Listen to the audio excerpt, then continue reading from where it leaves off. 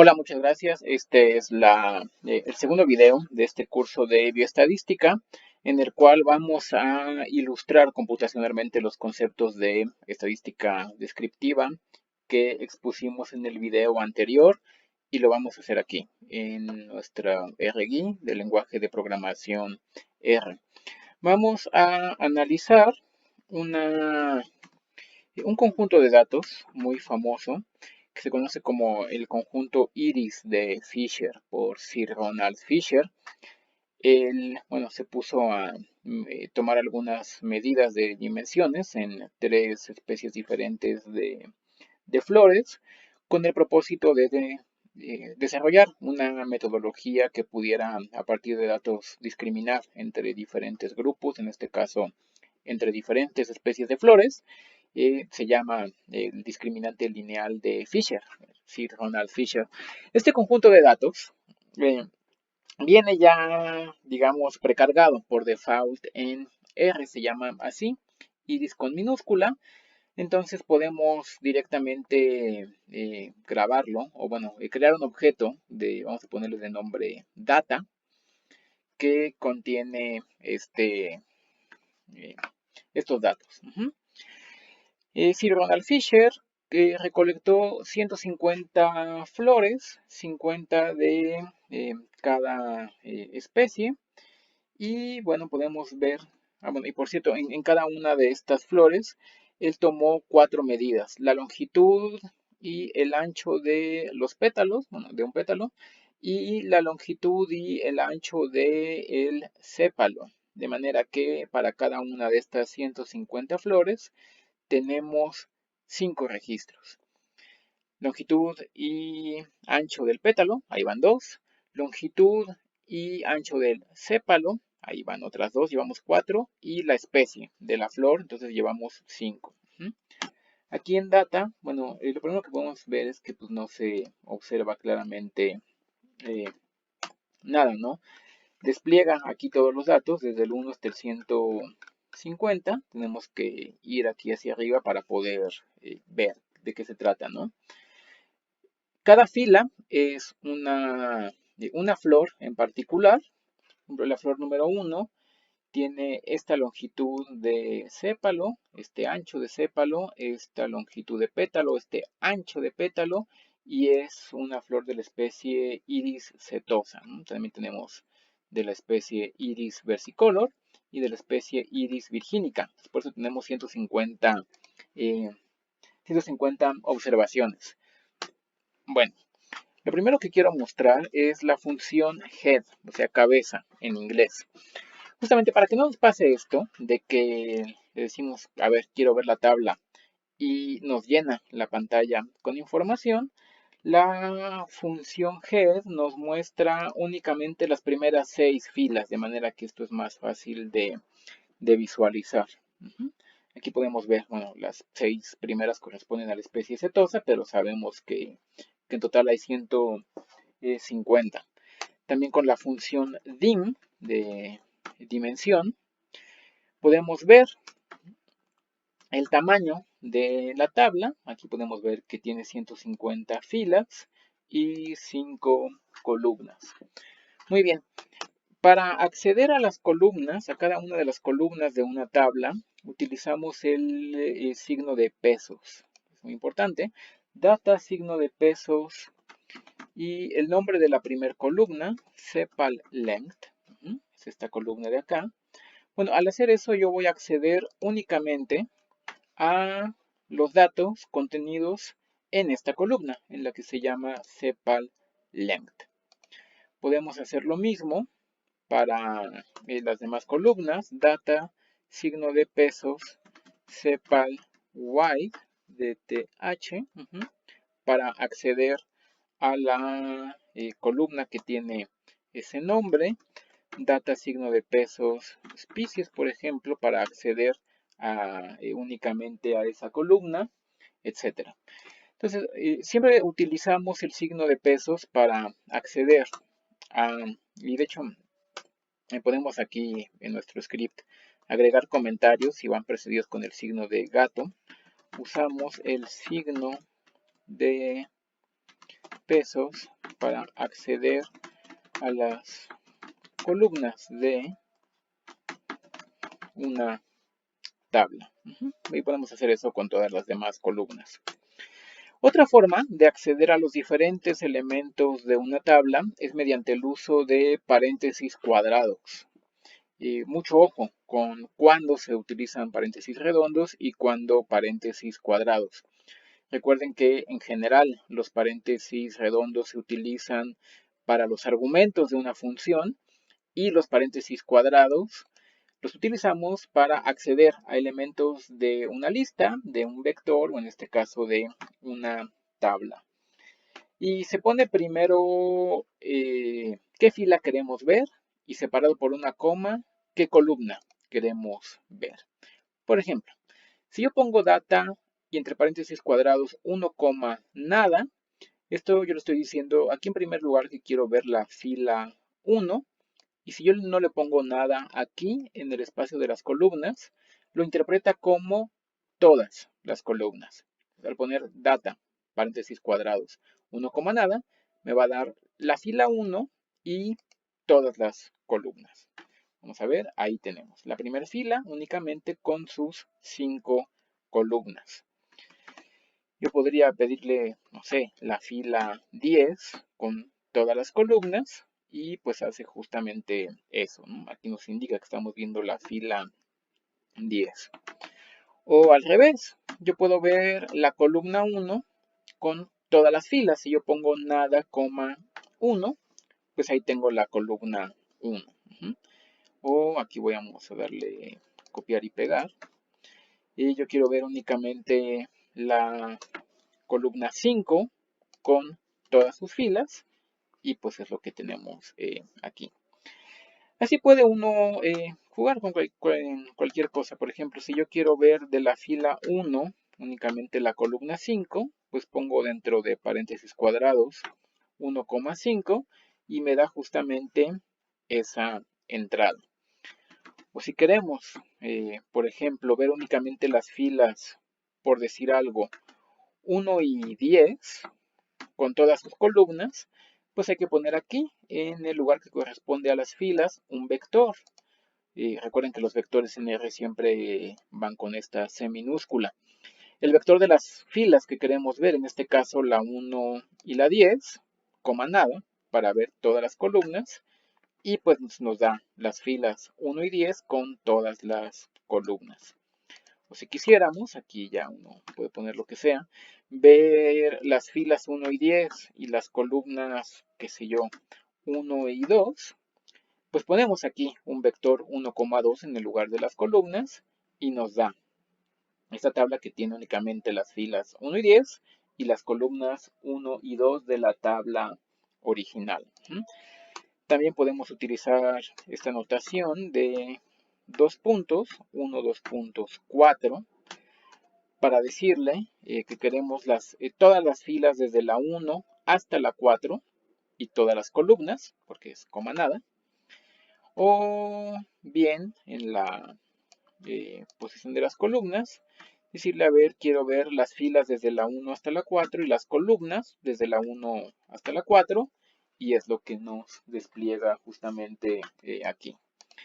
Bueno, esa es una forma de acceder, digamos, manualmente a los diferentes elementos de una tabla.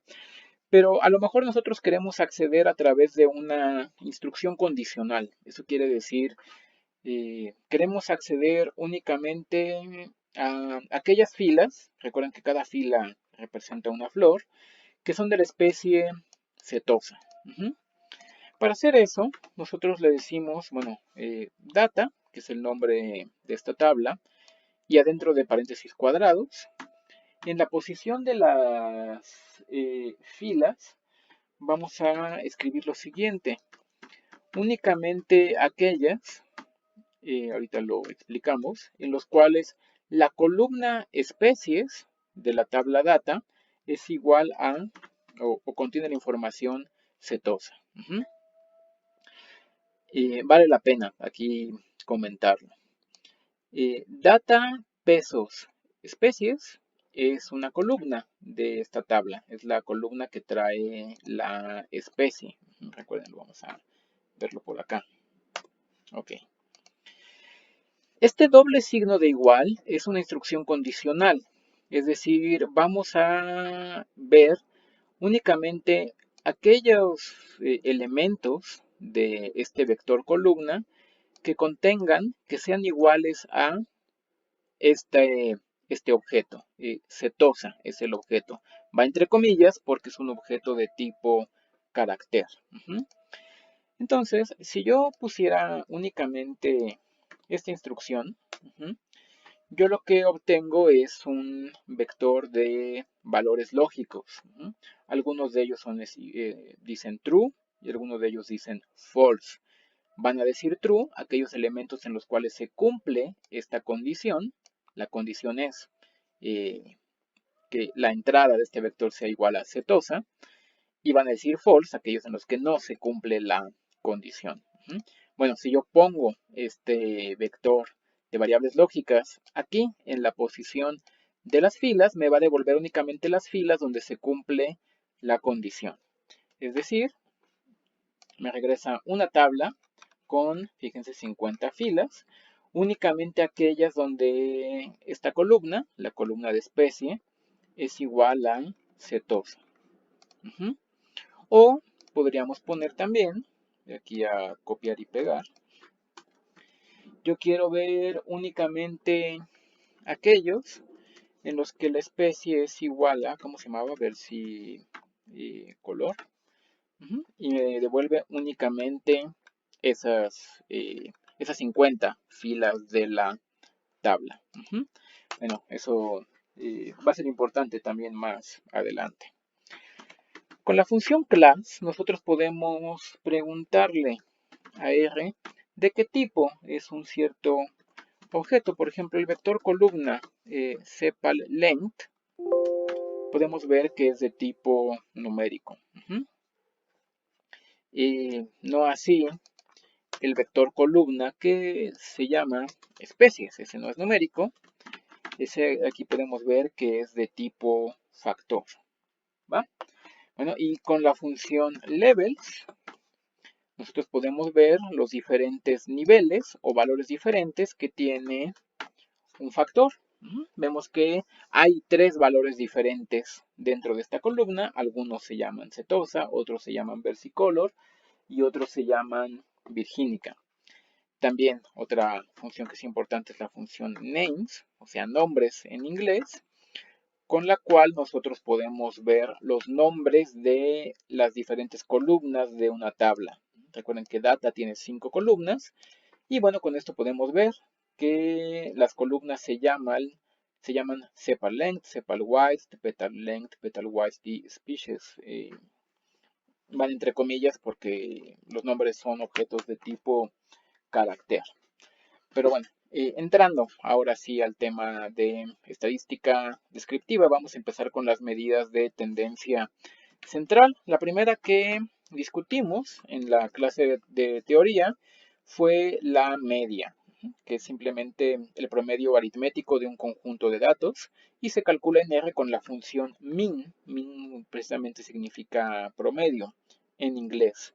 Mucho cuidado con el uso de mayúsculas y minúsculas, esta función, y bueno, todas las que hemos visto hasta ahora van solo con minúsculas. Y los argumentos de las funciones van dentro de paréntesis redondos. Hago aquí una pausa para volver a subrayar la importancia de poner especial atención en el uso de paréntesis redondos, cuadrados, signos de igual, doble signo de igual, el símbolo este de menor y guión para asignar objetos, uso de comillas, en fin. Estos pequeños detalles que pueden causar a veces problemas tan grandes, sobre todo al inicio. Bueno, vamos a poner aquí como argumento de entrada una columna de nuestra tabla sepal punto con mayúsculas length gth. Esto me va a dar el promedio de estos 150 números.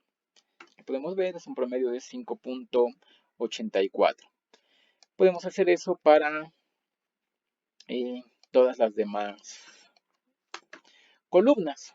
Por eso quería ver aquí los nombres. Vamos a poner la otra es Sepal White para ver el promedio de ese conjunto de mediciones. Aquí me faltó data. Y así mero. Ahí está el promedio de la columna que lleva este nombre. Podemos hacer lo mismo para ver el promedio de las longitudes de los pétalos len GTH en este conjunto de datos y el promedio de las anchuras de los pétalos con petal Y de TH y lo tenemos ahí. Ahora también nosotros, y aprovecho para introducir la importante función lapply. Esta función lapply va a aplicar una cierta función a todos los elementos de una lista que nosotros le proporcionemos. Por ejemplo, yo quiero quedarme con de la tabla datos con todas las filas y únicamente las columnas de la 1 a la 4. Vamos a mostrar este elemento aquí en la consola. Y únicamente las columnas que son numéricas. Recuerden que la columna número 5 no es numérica, la que tiene la información de la especie. Bueno, a este objeto, a esta tabla de 150 filas y 4 columnas, yo quiero aplicarle a cada columna la función min. Entonces esto podemos leerlo de la siguiente forma. Vamos aquí a poner un pequeño espacio. A cada columna de esta tabla, esto que tengo aquí subrayado es una tabla, aplícale la función min. Eso hace la función lapply y bueno, pues tenemos entonces 4 resultados, el promedio de la columna 1, el promedio de la columna 2, el promedio de la columna 3 y el promedio de la columna 4. Podemos hacer exactamente lo mismo con la desviación estándar. Recuerden que la desviación estándar es una medida del tamaño promedio de las desviaciones cuadráticas de los datos respecto a su propia media. La primera medida para cuantificar esas desviaciones que discutimos en la clase de teoría era la varianza, que es casi el promedio de esas desviaciones cuadráticas, excepto que no dividimos entre el número de observaciones, sino entre eso menos 1, por motivos que veremos más adelante. Bueno, la varianza tenía el problema, lo discutimos, que cambia las unidades al cuadrado. Bueno, si le sacamos la raíz cuadrada, volvemos a las unidades originales y eso es la desviación estándar, que se calcula con la función SD. Aquí podemos ver la desviación estándar de la primera columna. Aquí voy a copiar y pegar todo esto de acá para ver la desviación estándar de la segunda columna, la desviación estándar de la tercera columna, la desviación estándar de la cuarta columna, o con una sola línea de código, cambiamos aquí min por desviación estándar, pues tenemos las desviaciones estándar de las columnas 1, 2, 3 y 4. Otra medida de tendencia central que discutimos es la mediana. Recuerden que la mediana es el valor que quedaría justo en medio de la lista ordenada de datos. Exactamente igual. Yo pongo aquí adentro de paréntesis redondos los datos, en este caso el nombre de la columna de la cual yo quiero ver la mediana y la podemos calcular de este modo. Ahora vamos a clasificar cada una de estas 150 flores y vamos a poner una etiqueta de si es chica o si es grande. Y vamos a decidir eso de manera arbitraria. Para agregar una nueva columna a nuestra tabla, utilizamos simplemente el símbolo de pesos, como si quisiéramos acceder a una columna que se llama size, nada más que, bueno, esta columna no existe. Si yo digo, a ver, muéstrame la columna de nombre size, no hay nada. Bueno, vamos a definirla con nuestro operador para definir objetos. Y para eso vamos a utilizar una función muy útil que se llama if-else. Lo que hace la función if-else es verificar si se cumple o no una cierta condición que nosotros vamos a poner aquí. Data cepal length menor que la mediana de esos datos. Esto de aquí es una condición. Estoy diciendo la longitud del sépalo es menor a la mediana. Eso se puede cumplir para unas flores o se puede no cumplir para otras. Bueno, y si la condición se cumple, vamos a poner aquí, queremos que esta columna diga chica, esa vamos a llamar que es una flor chica. Y si la condición no se cumple, entonces vamos a ponerle grande. Entre comillas, porque estos objetos, chico, grande, son objetos de tipo carácter. Es decir, vamos a guardar nosotros caracteres en esta columna. No números, sino caracteres, chico y grande. Entonces podemos leer esto de la siguiente manera.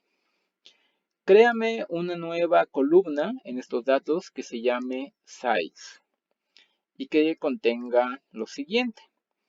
Si en esa fila, para esta flor, la longitud del sépalo es menor a la mediana de las longitudes de los sépalos, entonces escribe ahí la palabra chica.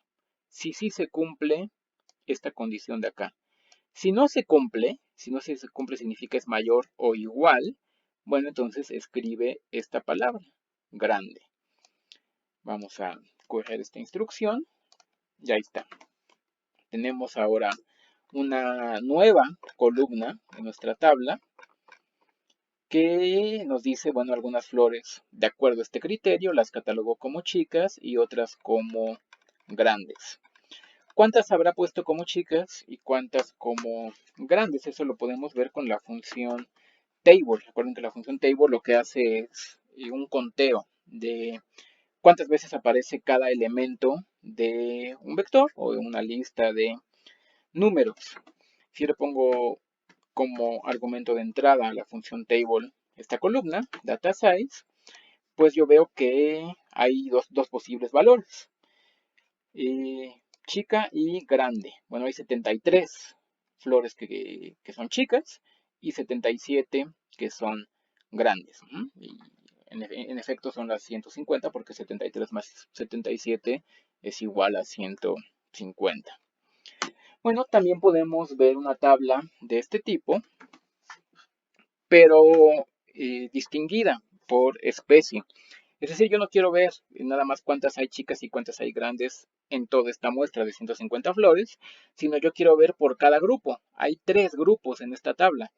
Las que son setosa, versicolor y, ¿cómo se llama la otra? Virgínica. Fíjense, si yo le pongo aquí en la función table como primer argumento de entrada la columna que tiene información precisamente de la especie y como segunda la que yo quiero que cuente, pues el resultado es esta tabla de contingencia. Yo veo que de las 50 flores de la especie setosa hay 49 chicas y una grande. De las 50 flores de la especie versicolor o versicolor hay 21 chicas y 29 grandes, y de las 50 de la especie Iris virgínica hay 3 que son chicas y 47 que son grandes.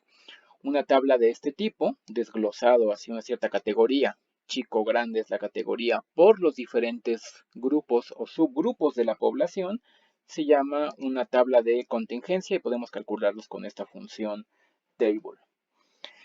Esta información que tenemos aquí en esta tabla, que bueno, además ya podemos empezar nosotros a interpretar, o sea, hay diferencias cuantitativas y cualitativas.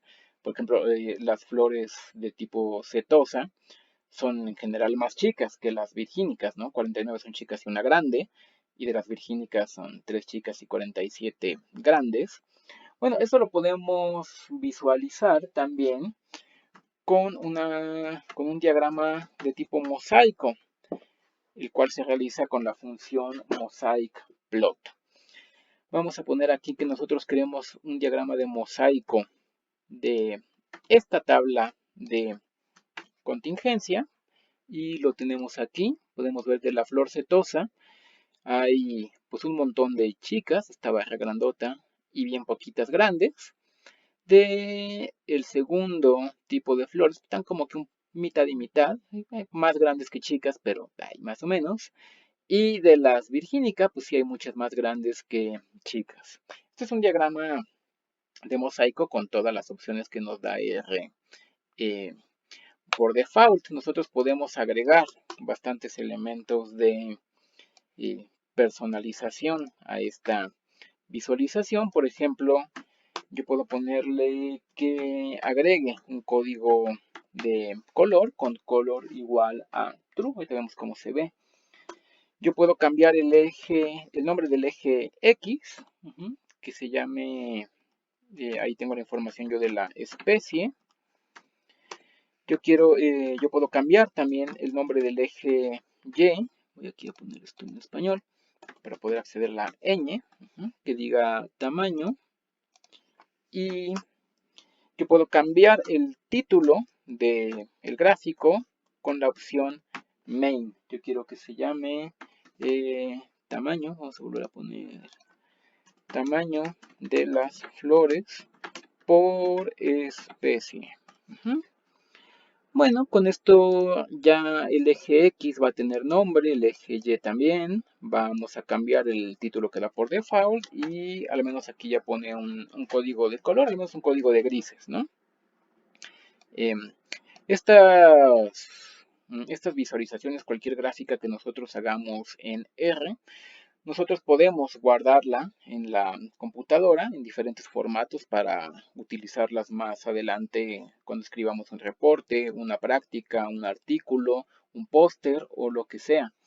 Yo simplemente selecciono aquí la ventana que contiene el gráfico, me voy a archivo, guardar como, y aquí yo lo puedo guardar en todos estos formatos, ¿no? En PDF, en JPG, en PostScript, en la carpeta que queramos en la computadora, como guardar cualquier tipo de documento.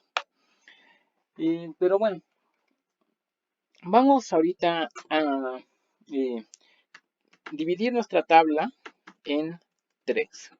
Vamos a crear una que se llame data.setosa, que contenga únicamente 50 flores, que tenga únicamente las que son de este tipo. Entonces, vengo aquí, copio y pego.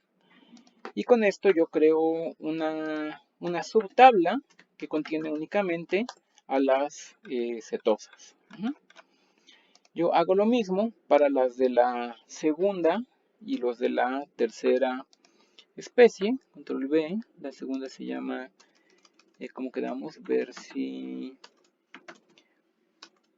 color. Ya aquí ponemos ver si color. Y una tercera tabla para las de tipo virgínica. Copio y pego aquí. Le ponemos aquí virgínica. Y aquí también virgínica. Así, exactamente. Bueno, nosotros podemos ver, vamos a usar la función head precisamente para ver cómo son las primeras filas de nuestra tabla que contiene únicamente flores de la especie setosa. Como se ven las de tipo versicolor y cómo se ven las de tipo virgínica. Bueno, nosotros podemos entonces ahora también calcular el promedio de cualquiera de estas cuatro mediciones únicamente para cada uno de manera distinguida para cada uno de estos grupos o subgrupos de nuestra población. Es decir, si yo quiero ver no el promedio global de las longitudes de los sépalos, sino únicamente el promedio de las longitudes de los sépalos para las cetosas, pues entonces ponemos de min de nuestra tabla que contiene únicamente cetosas, la columna que tiene la información de interés, en este caso la longitud de los sépalos, y así puedo ver yo el promedio de esa medida solo para ese subgrupo de la población.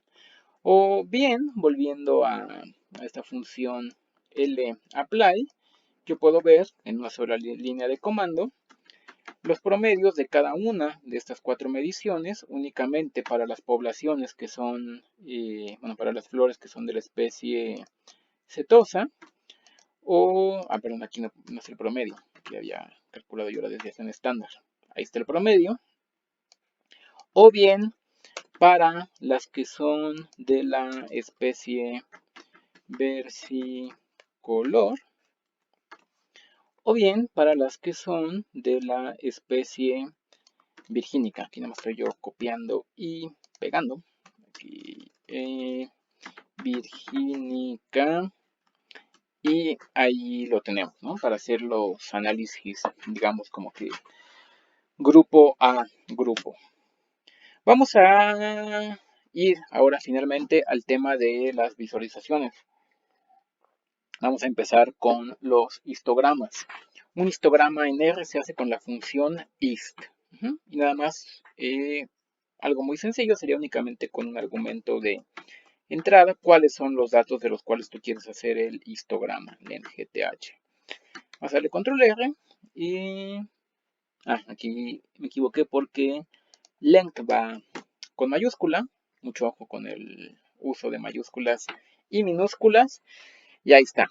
Recuerden que un histograma lo que hace es el rango de las observaciones, es decir, el intervalo que va desde el mínimo hasta el máximo, lo divide en intervalos de igual longitud y cuenta cuántas observaciones hay en cada uno de estos intervalos. En este caso hay 1, 2, 3, 4, 5, 6, 7, 8 intervalos o cajas o cajitas, les dicen a veces en español, son bins en inglés.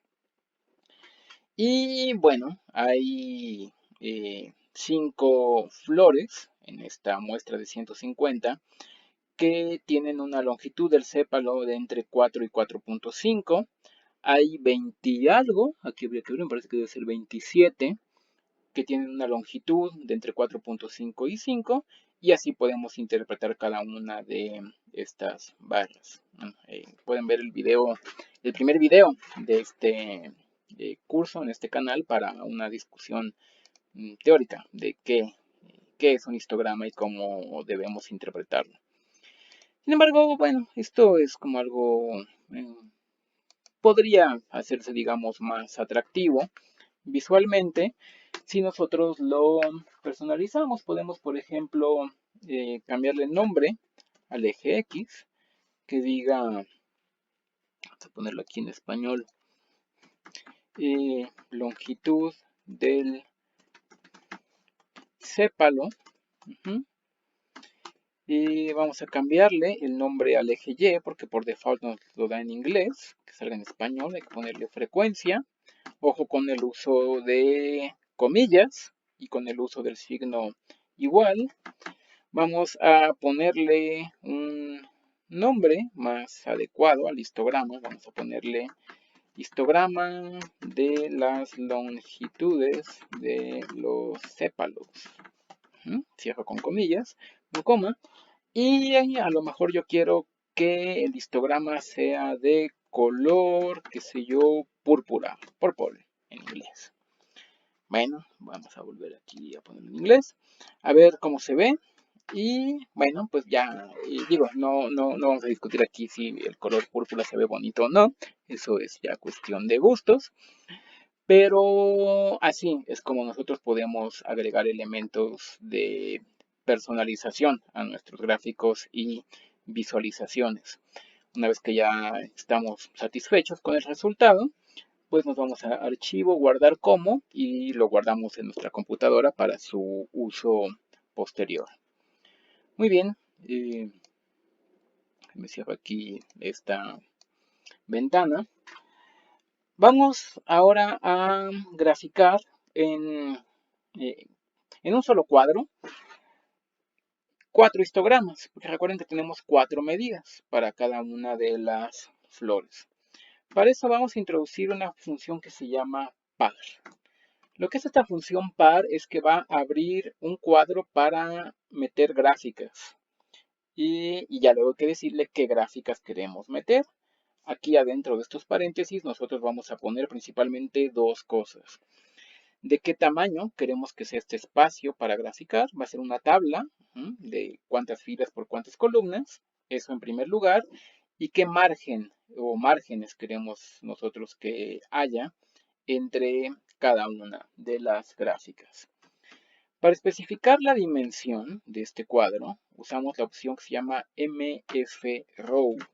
Y aquí ponemos un vector con las dimensiones. Si yo pongo aquí de 2 por 2, esto significa que yo quiero una tabla con 4 gráficas, 2 filas y 2 columnas. Va a quedar una arriba a la izquierda, una arriba a la derecha, una abajo a la izquierda y una abajo a la derecha. Y con la opción mar de margen, nosotros ponemos dentro de un vector las medidas de los márgenes que queremos que haya entre cada una de estas 4 gráficas que vamos a poner. Me parece que hay que poner primero el margen de la izquierda, arriba, abajo, izquierda, arriba, derecha y abajo. Si yo ejecuto nada más esto, pues lo único que pasa es que se abra este cuadro para poner 4 gráficas, pero está vacío. Tengo yo que decirle qué va en cada una de estas 4 entradas. Vamos a poner en primer lugar pues el histograma con el que acabamos de hacer, con las longitudes de los sépalos, así tal cual, como lo acabamos de hacer nosotros. Este va a ser el primer elemento que ponga, pero recuerden que vamos a poner 4. Vamos a poner también un histograma que tenga la anchura sepal y de TH, histograma de las anchuras de los sépalos. Y yo no quiero que sea púrpura, a lo mejor yo quiero que sea, qué sé yo, rojo. Rojo aquí se pone como red. Luego, aquí copio y pego para poner un tercer histograma que tenga las longitudes de los pétalos, petal len, GTH. Poner aquí longitud del pétalo. Histograma de las longitudes de los... No, ¿saben qué? Mejor vamos a hacerlos mejor sin eje X, sin eje Y, porque si no va a quedar todo muy amontonado. Vamos a quitar aquí también el eje X, vamos a quitar el eje Y, especificándolo como una cadena de caracteres vacía. Vamos a quitar aquí el eje X, aquí el eje Y, que tengan nada más los títulos. Vamos a poner nada más longitudes de los sépalos, anchuras de los sépalos, esto para que no quede demasiada información amontonada, longitudes de los pétalos, debe ir acá,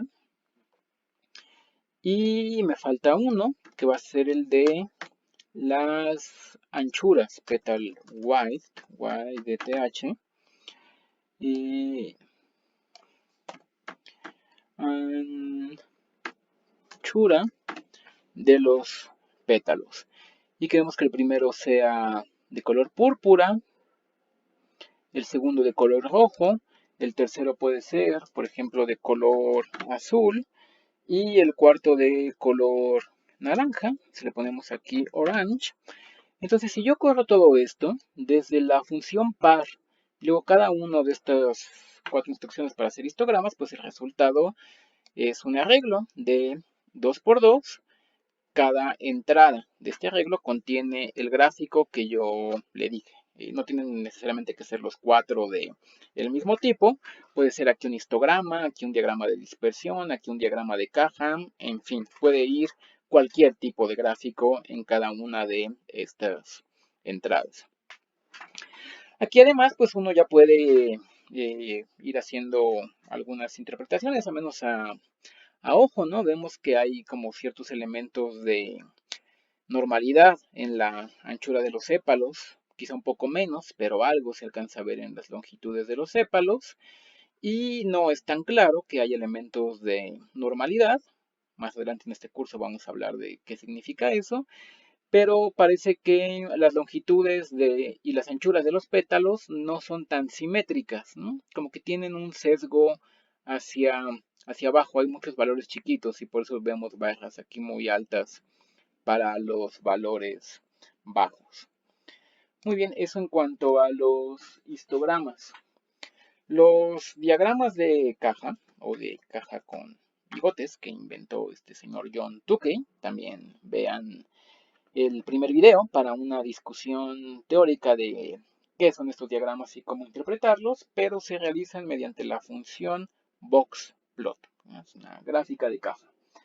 Y vamos a hacer una gráfica de caja de las longitudes de los sépalos y tenemos aquí algo muy sencillo. No vemos aquí que haya valores extremos, es decir, no hay puntos fuera de estas líneas de los bigotes. Tenemos entonces aquí la línea de hasta abajo nos da el mínimo, la de aquí arriba nos da el máximo. El límite inferior de la caja es el primer cuartil, el superior es el tercer cuartil y esta línea aquí gruesa en medio de la caja es la mediana de estos datos. Podemos también nosotros hacer un diagrama para esta misma magnitud, pero separada por especies. Para eso le ponemos este símbolo de, a ver, déjame ver dónde lo tengo aquí, esta tilde o esta ondita, y queremos que lo separe de acuerdo a la especie. Y nos da entonces 3 diagramas de cajas para esa misma magnitud. Una para las fetosas, otra para las versicolor y otra para las virgínica. Vemos como en virgínica sí encontramos aquí un valor extremo o outlier. Es muy común encontrarlo así, incluso en literatura en español. Ya podemos seguir nosotros aquí metiendo elementos de personalización. A mí no me gusta cómo se llama el eje X, no me gusta cómo se llama el eje Y. Vamos a ponerle xlab, que diga, ahí tenemos la especie, me parece. Especie. En el eje Y vamos a poner que estamos viendo la longitud del, esto es una molestia, pero tengo que poner aquí a cepalo, así mero. Vamos a ponerle un nombre, así algo muy, muy básico, que se llama diagramas de caja. Y podemos nosotros poner cada una de estas cajas de un diferente color. Aquí hay que poner entonces un vector de colores, que son 3. Como es un vector, va adentro de una C. Y cada uno de los nombres de los colores es un carácter, por eso va entre comillas. Que el primero sea rojo, que el segundo sea azul y que el tercero sea naranja. Mucho ojo, no nos vamos a cansar de repetir esto, con el uso de mayúsculas y minúsculas, el uso de paréntesis redondos y cuadrados, esta C para poner vectores, el uso de comillas cuando algún elemento es un carácter. Todo esto, la experiencia un poco muestra que 80-90% de los problemas que surgen cuando uno está iniciándose, ya sea en la programación en general o en un lenguaje de programación en particular, provienen de este tipo de detalles. Una vez que uno se acostumbra a ellos, ya no tiene bastante camino recorrido. Pero bueno, entonces aquí ya tenemos estos 3 diagramas y ya podemos guardarlos en la computadora para su uso posterior. Lo último que vamos a ver en esta clase son los diagramas de dispersión. También regresen al video anterior para una discusión teórica de qué es un diagrama de dispersión y cómo debemos interpretarlo. Estos se realizan mediante la función plot, así nada más. Hay 2 argumentos de entrada, al menos, o por lo menos, que va a ir en el eje X y que va a ir en el eje Y. Por ejemplo, a mí me interesa ver la relación o posible correlación que hay en estos datos entre, qué sé yo, las longitudes de los pétalos, petal length, y las anchuras de los mismos. Data petal YDTH. Entonces esto me da este diagrama. Este diagrama, si ustedes lo cuentan, tiene 150 puntos. Cada punto es una flor de esta tabla o de esta muestra. Las coordenadas X y Y de cada punto nos dan la coordenada X, la longitud del pétalo, por ejemplo, esta de aquí, donde tengo el cursor, una longitud de 5 punto y poquito, y la coordenada Y, el ancho del pétalo, que es como 2.4, por ahí, más o menos. Aquí nosotros podemos empezar a interpretar, al menos en un primer vistazo, hacia ojo que parece que hay una correlación lineal entre la longitud y la anchura de los pétalos, en el sentido de que pétalos que son muy largos tienden también a ser muy anchos y pétalos que no son muy largos pues tienden a ser angostos de alguna manera. Bueno, eso es un diagrama de dispersión. Por supuesto que nosotros podemos agregar elementos de color y de información. Por ejemplo, yo quiero, además de ponerle nombre al eje X y al eje Y y demás, yo quiero que cada punto tenga un color diferente. No sé, que los setosas sean rojos, que los versicolor sean azules y los virgínicas sean verdes, por ejemplo, ¿no? Para poder distinguir de qué tipo es cada flor en esta misma visualización. Bueno, antes de eso vamos a ponerle nombre a los X. Xlab igual a longitud del... Aquí tengo la palabra pétalo para copiar y pegarla del pétalo, entre comillas, porque es un carácter. Ylab, ponerle ancho del pétalo, para que el lector o el que ve esta gráfica entienda que estamos graficando. Ancho del pétalo, así. Separado por comas, vamos a ponerle main, un título a la gráfica que sea, qué sé yo, diagrama de dispersión. Diagrama de dispersión. Aquí para sacar el acento tengo que volver a poner esto en español. Ok. Diagrama de dispersión. Bueno, vamos a mostrar hasta ahorita cómo se ve. Todavía no hemos agregado nada de color, pero hasta ahorita hemos nada más hecho esto. Ok, vamos nosotros a decirle que la opción para cambiar el color es justamente col de color.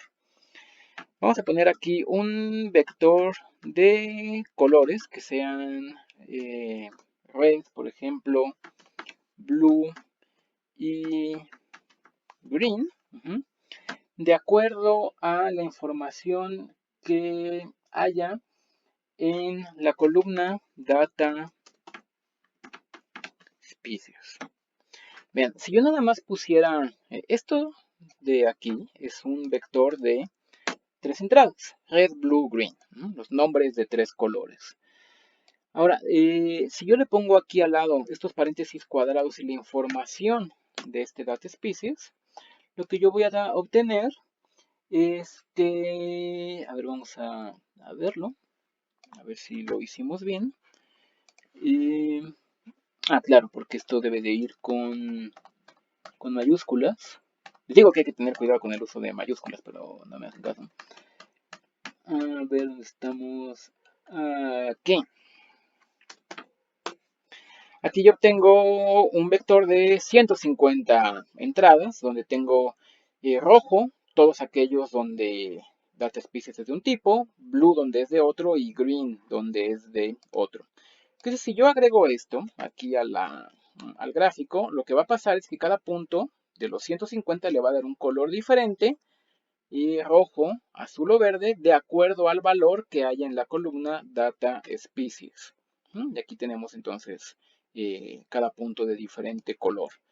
Además, por último, a mí no me gustan esas bolitas vacías. Vamos a ponerle Picture Character igual a 19. Recomiendo mucho que vean el tutorial que tenemos en el Google Classroom de este curso, si están inscritos ahí para ver qué es ese pitch. Y ya tengo aquí los puntitos rellenos. Bueno, entonces vemos que hay diferencias cualitativas claras entre cada una de estas tres especies, ¿no? Vemos aquí que se forman un cúmulo de puntos verdes, un cúmulo de puntos azules, un cúmulo de puntos rojos. Y bueno, eso puede llevar a muchas más discusiones muy interesantes que no son el motivo de este video de hoy. Ya por último, vamos a hacer recuerden que tenemos 4 medidas. Entonces podemos hacer nosotros en principio las combinaciones de 4 en 3, 12 posibles diagramas de dispersión, si no me equivoco. Es decir, podemos ver el diagrama de dispersión de longitud contra ancho de los pétalos, longitud contra ancho de los sépalos, longitud del pétalo contra ancho del sépalo, en fin. Para hacer todas las posibles combinaciones, nosotros ponemos dentro de la función plot simplemente una tabla. En este caso, las columnas de la 1 a la 4, que son los que contienen la información numérica. Si yo hago eso, pues obtengo estos diagramas de dispersión. Aquí hay información redundante porque, por ejemplo, este de aquí, la entrada 1, 2, es el espejo de la 2, 1 y demás. Pero bueno, ya podemos poner un código de color para saber de qué especie viene cada una de estas flores con bolitas así rellenas. Y tenemos esta visualización de todas las medidas contra todas las demás para estas tres poblaciones o tres grupos de flores. Bueno, con esto terminamos este muy breve y muy sucinto tutorial de estadística descriptiva en R, y con esto terminamos además el primer tema del curso. A partir de la siguiente semana vamos a empezar a ver algo de teoría, que es una breve introducción. Todo este curso va a ser breve porque es muy amplio el temario. Una breve introducción a la teoría de probabilidades. Eso nos va a llevar 3 semanas. Así que, bueno, muchas gracias y nos vemos en el siguiente video.